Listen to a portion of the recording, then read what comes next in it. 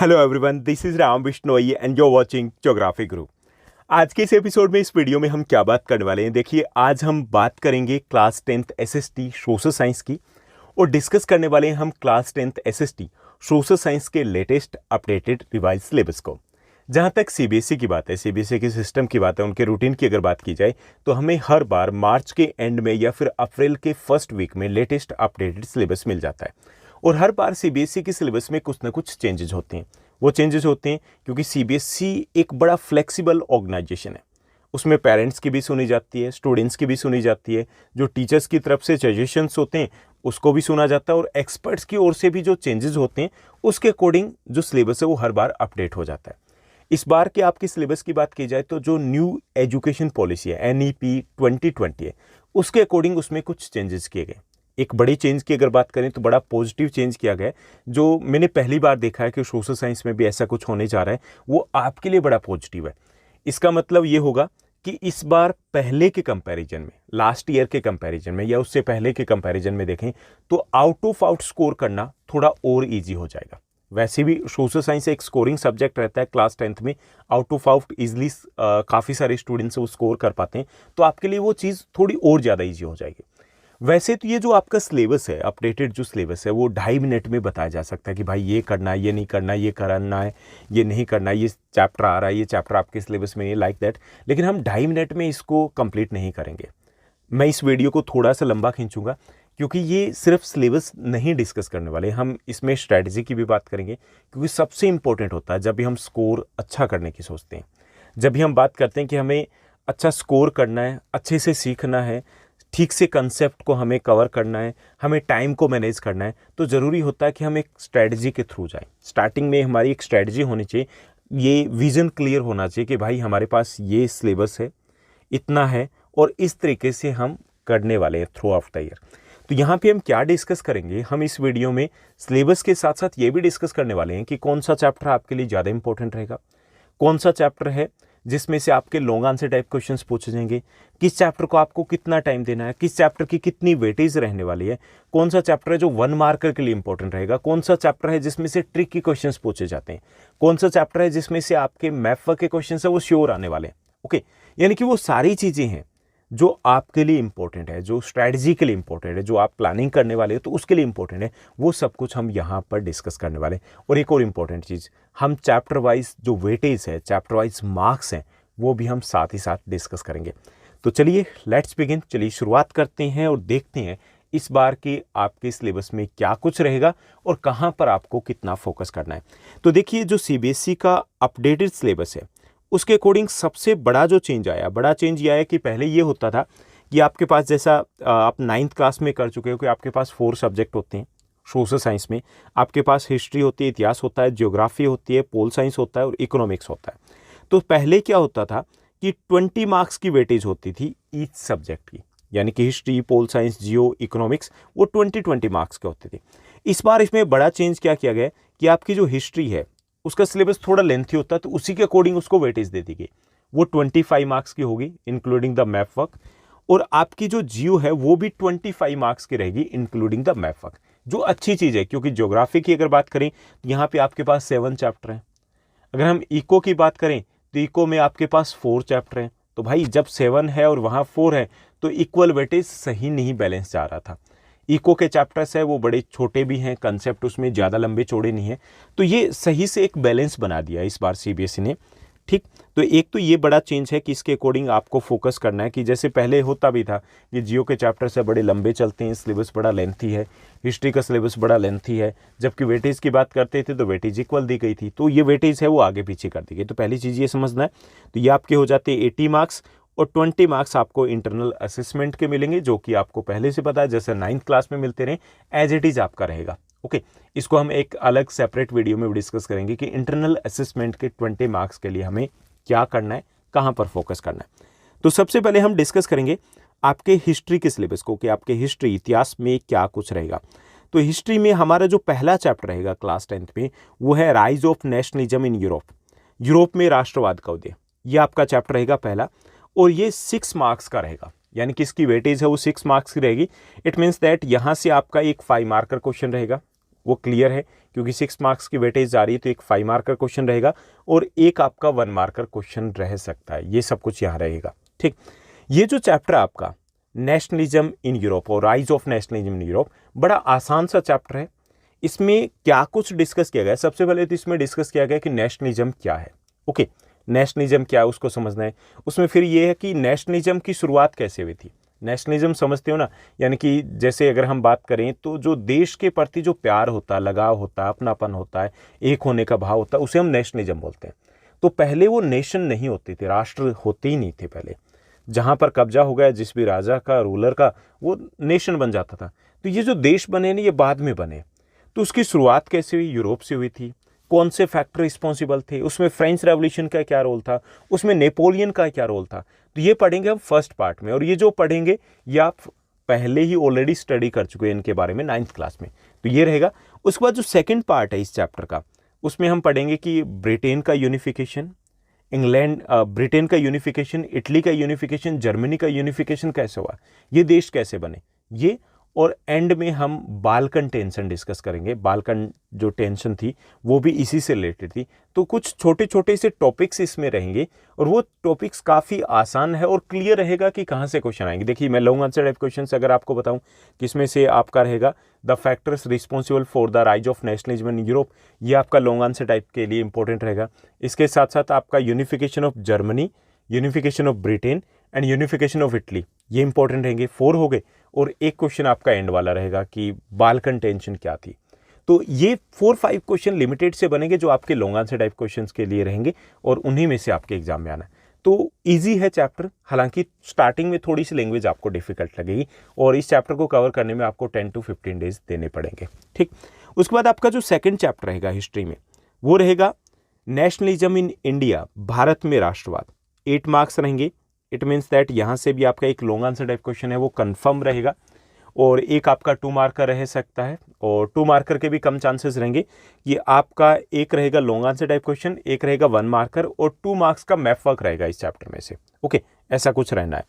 तो जहाँ तक आपके नेशनलिज्म इन इंडिया चैप्टर की बात है, तो ये एक आसान सी एक स्टोरी है 1915 से लेकर के 1934 के बीच में। ओके, इसके बीच में इंडिया में क्या क्या हुआ था, स्पेशली तौर पर अगर हम बात करें जो हमारा फ्रीडम स्ट्रगल था, तो उसमें क्या कुछ हुआ था, गांधी जी का क्या रोल था, वो हम यहाँ पे डिस्कस करेंगे। तो बड़ा आसान सा चैप्टर है 1915, 16, 17, यानी कि आप इस तरीके से अगर चलते हो, ऑर्डर के अकॉर्डिंग चलते हो, तो आपको चैप्टर जैसे जैसे आप स्टडी करोगे उसके साथ साथ सब कुछ आपको ठीक से समझ में आ जाएगा। ओके, तो ये चैप्टर है जिससे रिलेटेड काफ़ी कुछ है, आपको पहले से पता है, 8th क्लास में आप डिस्कस कर चुके हो, उनके बारे में स्टडी कर चुके हो, तो यहाँ पर आपको बिल्कुल भी प्रॉब्लम नहीं आने वाली है।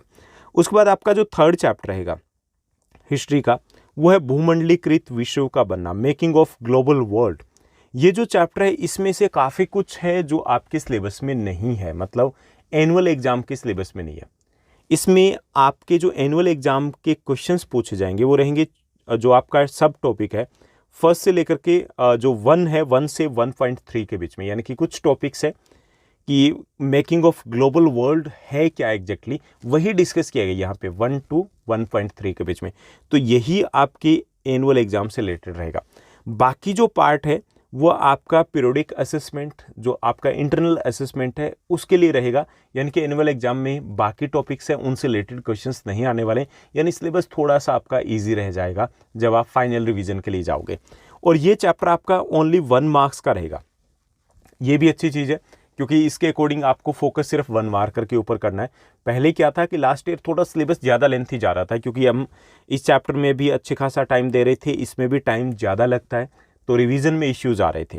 उसके बाद आपका जो 4th चैप्टर है, 4th चैप्टर की अगर बात की जाए तो 4th चैप्टर आपका दिया गया, just a minute, 4th chapter आपका दिया गया यहाँ पर, वो है एज ऑफ इंडस्ट्रियलाइजेशन, औद्योगिकरण का युग।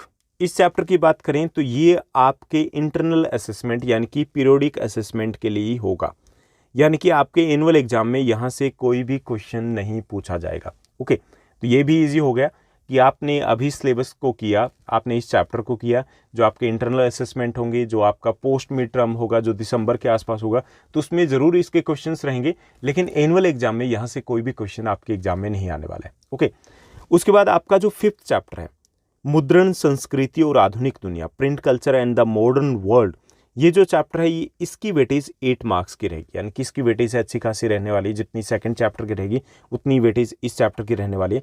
तो इसके ऊपर भी आपको अच्छा खासा फोकस करना है। ये चैप्टर बड़ा आसान सा है, 2 पार्ट में दिया गया है। पहले पार्ट में बताया गया कि जो प्रिंट कल्चर है उसकी शुरुआत कैसे हुई, चाइना से हुई, चाइना से जापान गई, जापान से यूरोप गई। ओके, उसके बाद उसमें बताया गया कि यूरोप में और क्या क्या चेंजेज आए। तो उसमें यहाँ पे बात की गुटेनबर्ग जो प्रिंटिंग प्रेस है उसकी बात की गई, गुटेनबर्ग का क्या योगदान रहा था, उसमें क्या रोल रहा था, क्या क्या चेंजेस आए सोसाइटी में, किन लोगों ने वेलकम किया, किन्होंने अपोज किया, तो वो दिया गया। फिर इंडिया की बात आ जाती है कि इंडिया में क्या क्या चेंजेस आए जब प्रिंट कल्चर आई थी। ओके, तो ये चैप्टर है जिसमें से आपके 1 मार्कर क्वेश्चन काफ़ी ज़्यादा बनेंगे, क्योंकि इसमें छोटी छोटी डिटेल्स बहुत ज़्यादा दी गई।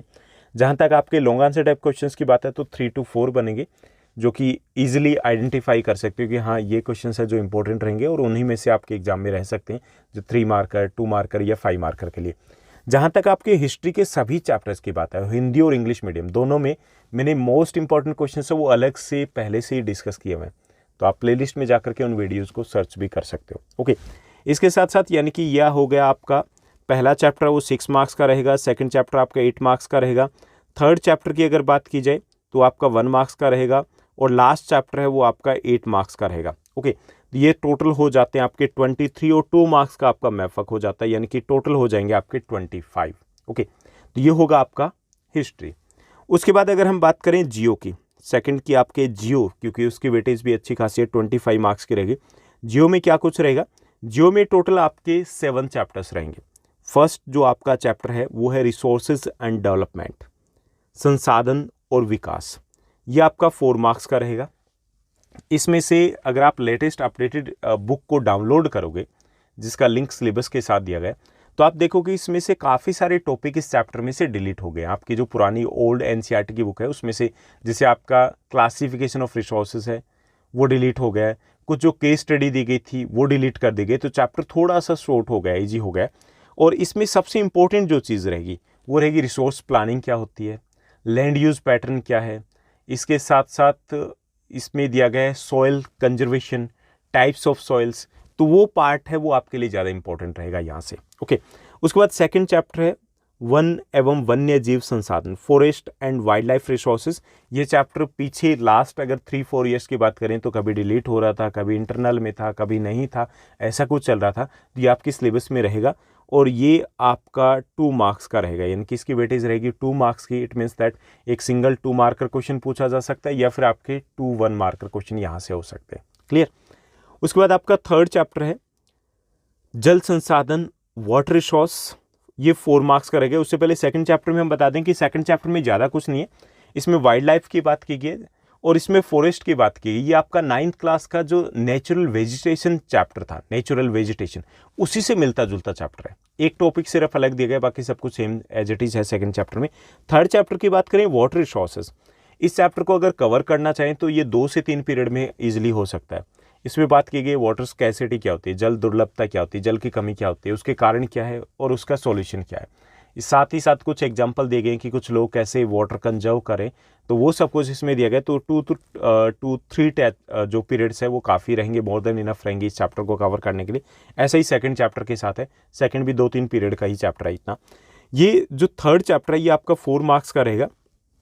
यहाँ से आपका एक 3 मार्कर क्वेश्चन रह सकता है, और एक आपका यहाँ से 1 मार्कर क्वेश्चन रह सकता है। ठीक, उसके बाद आपका जो फोर्थ चैप्टर है एग्रीकल्चर, ये आपका 5 मार्क्स का रहेगा, और यहाँ से कंफर्म आपका एक लॉन्ग आंसर टाइप क्वेश्चन ही एग्जाम में आएगा, कंफर्म। 1 मार्कर वगैरह कुछ नहीं आने, क्योंकि बाकी कोई भी चैप्टर है जिसको इतनी वेटेज नहीं मिली हुई, तो इट मीन्स दैट कोई तो चैप्टर होगा ना जिसमें से लॉन्ग आंसर टाइप क्वेश्चन देना, तो वो यही चैप्टर रहेगा। यहाँ से 5 मार्कर रहेगा। 5 मार्कर में क्या कुछ आ सकता है, कोई भी एक क्रॉप आएगी। 8 क्रॉप्स आपके सिलेबस में देखिए, जैसे आपका वीट, गेहूँ हो गया, राइस हो गया, चावल हो गया, इसके साथ साथ टी, कॉफ़ी, कॉटन, जूट हो गया, शुगर केन, रबड़ हो गया। तो ये आपकी 8 फसलें दी गई।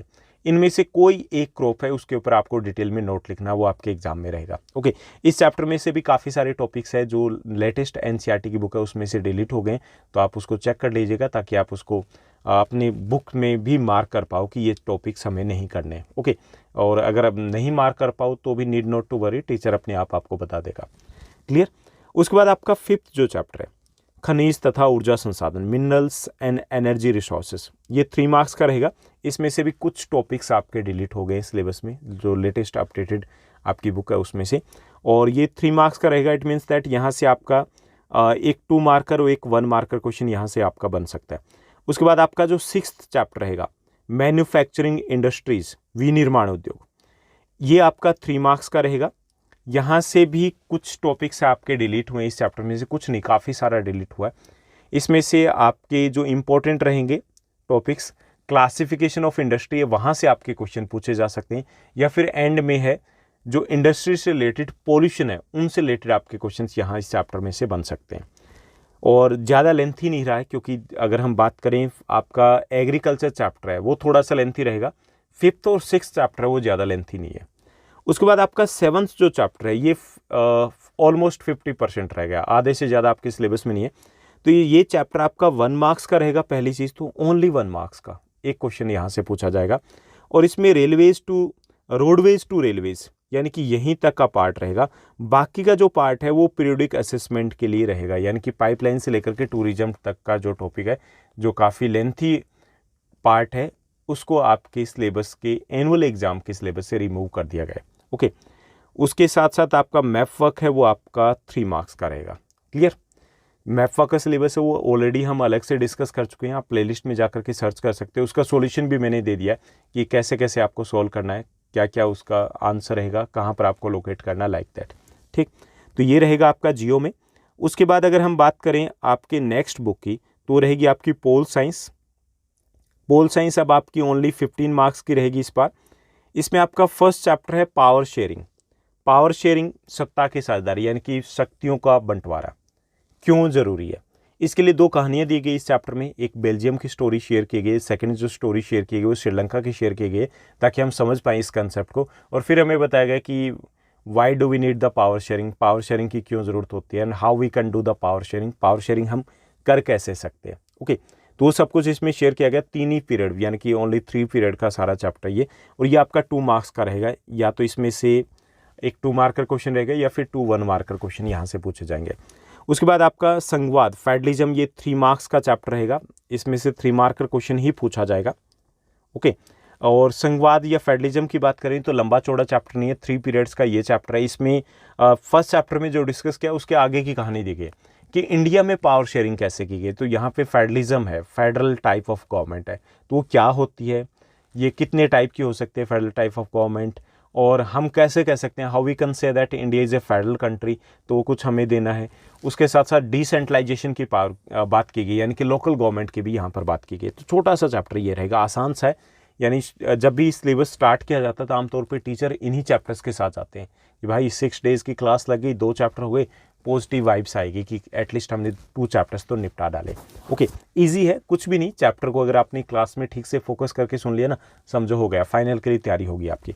उसके बाद आपका जो 3rd चैप्टर है, डेमोक्रेसी एंड डाइवर्सिटी, ओके, लोकतंत्र और विविधता, ये आपके सिलेबस में कंप्लीटली नहीं है अब। ठीक, एनसीईआरटी के अगर ओल्ड बुक में दिखाई दे रहा है तो वो वैसे ही दिखाई दे रहा है। उसके बाद आपका 4th चैप्टर है जाति, धर्म और लैंगिक मसले, कास्ट, रिलीजन एंड जेंडर। ये आपका 2 मार्क्स का रहेगा। अच्छी चीज़ है, 2 मार्क्स का रहेगा, क्योंकि इसमें से काफ़ी सारे लॉन्ग आंसर टाइप क्वेश्चंस बन रहे हैं जो कॉम्प्लिकेटेड से हैं थोड़े से। ओके, तो वो अब लॉन्ग आंसर टाइप क्वेश्चंस की तरफ जाना ही नहीं है आपको। 2 मार्कर मतलब या तो 2 मार्कर बेसिक कंसेप्ट पूछे जाएंगे, ओके, या फिर इसमें से 1 मार्कर क्वेश्चन पूछ लिए जाएंगे, तो यहाँ तक रहेगा। और चैप्टर जितना मतलब कॉम्प्लिकेटेड हो रहा था, क्योंकि इसमें से कुछ ऐसे क्वेश्चंस बन रहे थे जो ओपन एंड क्वेश्चंस थे, हाई ऑर्डर थिंकिंग स्किल्स के क्वेश्चंस थे। 1 मार्कर या 2 मार्कर के साथ ऐसा कुछ नहीं है, तो इजी हो जाएगा आपके लिए। उसके बाद जो 5th चैप्टर आपका जन संघर्ष और आंदोलन, पॉपुलर स्ट्रगल एंड मूवमेंट, ये चैप्टर आपके सिलेबस में नहीं है अभी। ठीक, और 6th जो चैप्टर है ये आपका सबसे इंपॉर्टेंट चैप्टर रहेगा इस बुक का, वो है पॉलिटिकल पार्टी, राजनीतिक दल। यहाँ 5 मार्कर क्वेश्चन एक पूछा जाएगा, और वो भी आपके टोटल 3 क्वेश्चन बन रहे हैं इस चैप्टर में। इसे एक तो है क्वेश्चन बनता है कि what are the functions of political party, या why do we need political party, एक ही बात है।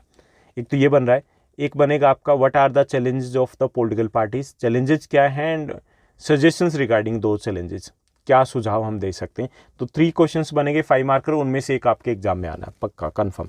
उसके बाद 7th चैप्टर है भाई, ये 7th चैप्टर वैसे ही नाम दे रखा है, ये एग्जैक्टली एक टॉपिक है छोटा सा, उसका एक अलग चैप्टर दे दिया गया, आउटकम्स ऑफ डेमोक्रेसी।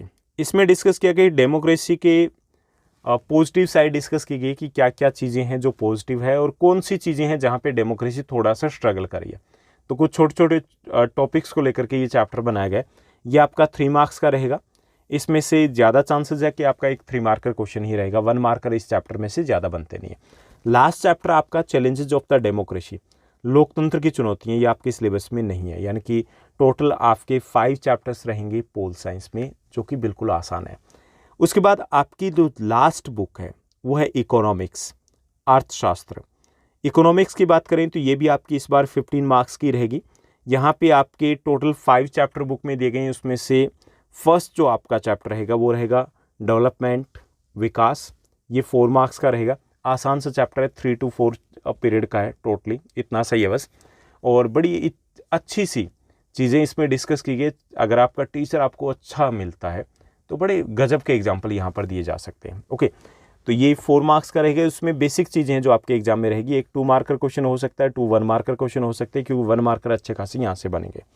उसके बाद नेक्स्ट जो आपका चैप्टर रहेगा वो है सेक्टर्स ऑफ इंडियन इकोनॉमी।